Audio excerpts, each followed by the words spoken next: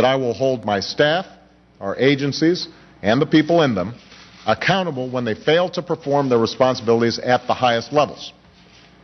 Now, at this stage in the review process, it appears that this incident was not the fault of a single individual or organization, but rather a systemic failure across organizations and agencies.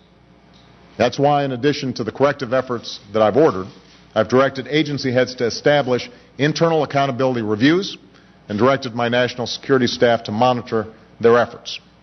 We will measure progress, and John Brennan will report back to me within 30 days and on a regular basis after that.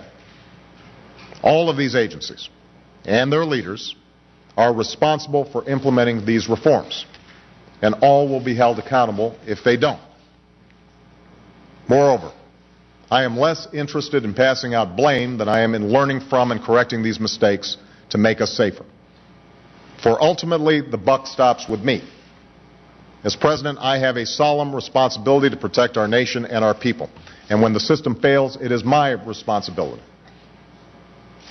Over the past 2 weeks, we've been reminded again of the challenge we face in protecting our country against a foe that is bent on our destruction. And while passions and politics can often obscure the hard work before us, let's be clear about what this moment demands. We are at war. We are at war against Al-Qaeda, a far-reaching network of violence and hatred that attacked us on 9/11, that killed nearly 3,000 innocent people, and that is plotting to strike us again. And we will do whatever it takes to defeat them. And we've made progress.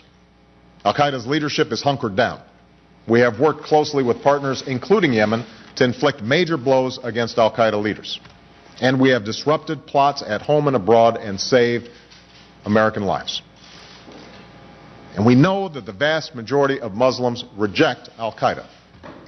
But it is clear that Al-Qaeda increasingly seeks to recruit individuals without known terrorist affiliations, not just in the Middle East, but in Africa and other places, to do their bidding.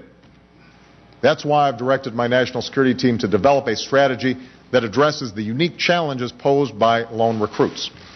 And that's why we must communicate clearly to Muslims around the world that Al-Qaeda offers nothing except a bankrupt vision of misery and death, including the murder of fellow Muslims, while the United States stands with those who seek justice and progress. To advance that progress, we've sought new beginnings with Muslim communities around the world, one in which we engage on the basis of mutual interest and mutual respect, and work together to fulfill the aspirations that all people share, to get an education, to work with dignity, to live in peace and security. That's what America believes in. That's the vision that is far more powerful than the hatred of these violent extremists. Here at home, we will strengthen our defenses, but we will not succumb to a siege mentality that sacrifices the open society and liberties and values that we cherish as Americans. Because great and proud nations don't hunker down and hide behind walls of suspicion and mistrust. That is exactly what our adversaries want, and so long as I am president, we will never hand them that victory. We will define the character of our country, not some band of small men intent on killing innocent men, women, and children. And in this cause, every one of us, every American, every elected official can do our part. Instead of giving in to cynicism and division, let's move forward with the confidence and optimism and unity that defines us as a people. For now is not a time for partisanship, it's a time for citizenship. A time to come together and work together with the seriousness of purpose that our national security demands. That's what it means to be strong in the face of violent extremism. That's how we will prevail in this fight. And that's how we will protect our country and pass it, safer and stronger, to the next generation. Thanks very much. The president from the state dining room at the White House 2 days after his meeting with his national security team, outlining new details, the unclassified elements of the report.